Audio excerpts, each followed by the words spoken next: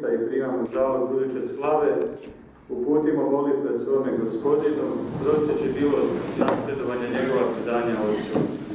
Gdje smo zajedno, Isuse, usliši nas. Isuse, usliši nas.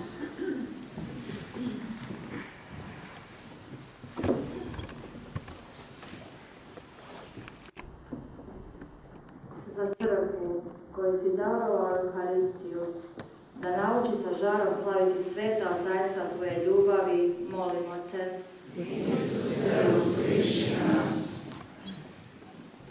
Za papu našega Franju, biskupa Antuna, sve biskupe, svećenike i đakone, da žive životom spašenika i budu vjerodostojni navjestitelji duga spasenja, molimo Te.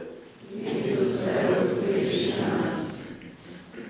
Za sve ljude svijeta, da nijedan čovjek ne odbije otkupiteljsku snagu Tvoga presvetoga tijela i krvi, molimo Te.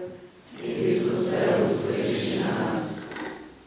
Za ovu Tvoju obitelj koja se sabrala na euharistijsko slavlje, da ju obdariš darom svoga duha kako bi radosno služila Tebi i braći i sestrama, molimo Te.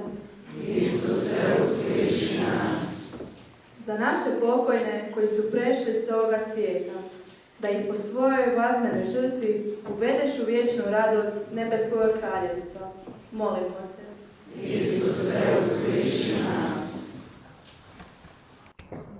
Gospodine Isuse, u ovoj euharistijskoj gozbi Ti zahvaljuješ Otcu s nama i za nas. Svoje milošću podižeš nas iz naše krhkosti i omogućuješ nam da kričemo Aba, Oče.